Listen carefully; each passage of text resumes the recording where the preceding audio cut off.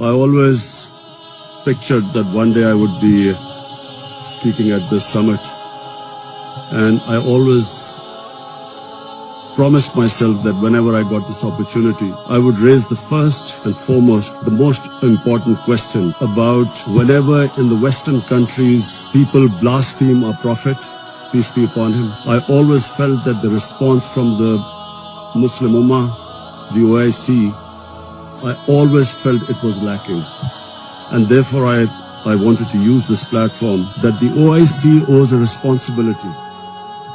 Us heads of the states, we have a responsibility to the Muslim world. When anyone in the Western world blasphemes our Prophet, peace be upon him, it is a failure of the OIC that we have not been able to explain to the Western countries that the love and affection that we feel for our Holy Prophet, that how he lives in our hearts, it was up to us to explain to the Western people that the amount of pain they cause us when they ridicule or mock our Holy Prophet. And we must know that in the West, people do not treat religion the way the Muslim world treats Islam.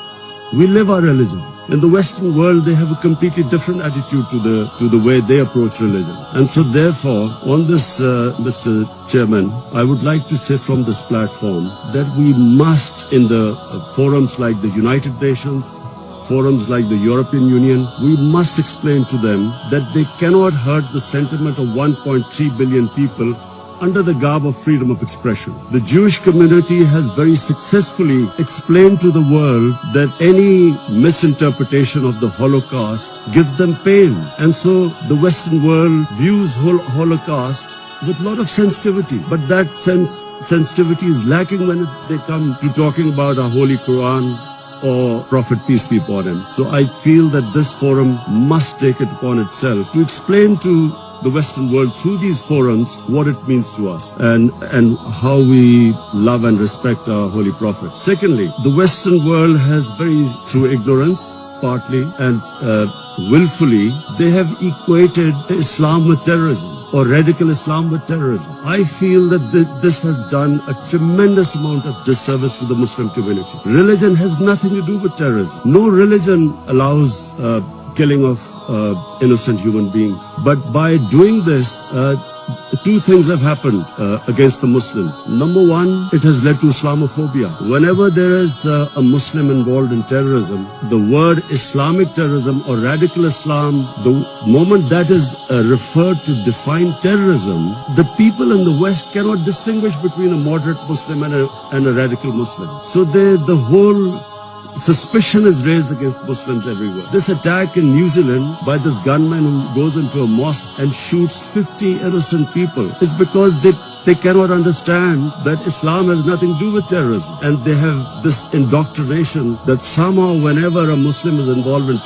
terrorism, it's something to do with Islam. Before 9/11, 80% of the suicide terrorist attacks were by Tamil Tigers. But no one blamed Hinduism for it, and quite rightly, because religion had nothing to do with it. It was a political struggle. When the Japanese in the Second World War indulged in kamikaze pilots who blew themselves up on American ships, but no one blamed the Japanese religion for it. So this is my second point. I feel that it causes Islamophobia because we, the heads of Muslim states, have not been able to explain to the West, not powerfully enough, that Islam has nothing to do with terrorism. Political struggles have everything to do with terror. And the second disadvantage which the Muslim world has as a result of this, I'm afraid, is that Muslim freedom struggles or Muslim freedom political struggles are delegitimized when they are termed as because of Islamic radicalism. For instance, after 9/11, the people of Kashmir have been conducting a political struggle for their freedom. But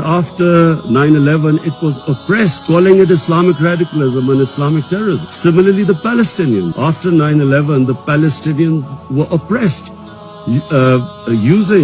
The Israeli government used the word Islamic terrorism. This is my second point.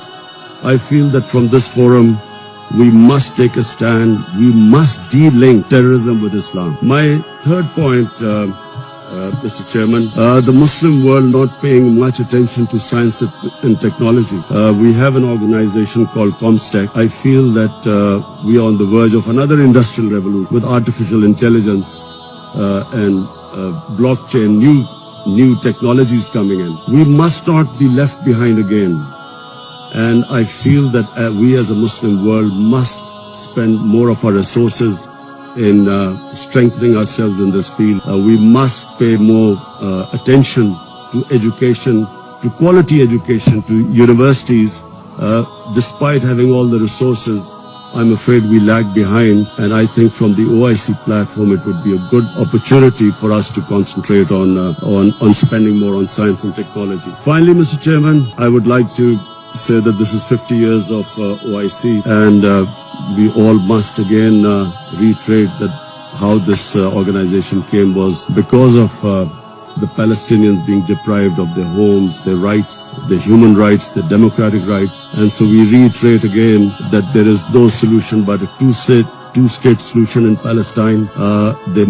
East Jerusalem must become the capital of for the Palestinian people, and the Golan Heights must be returned as the 1967 borders, which all the international conventions, the United Nations resolutions say so. Similarly, I feel that in Kashmir, the people of Kashmir again have not been given their right to self-determination, as was guaranteed by the world community in 1948 through a UN resolution. The people of Kashmir recently have suffered a lot of oppression, and I do feel that us as a body, the OIC, must stand with the oppression that is going on in the Muslim world. I finally want to thank again King Salman bin Abdulaziz Al Saud for his great hospitality. I especially want to thank, we had the great opportunity to go to visit the Rawza Rasul in Medina yesterday, and from me and my delegation, we want to say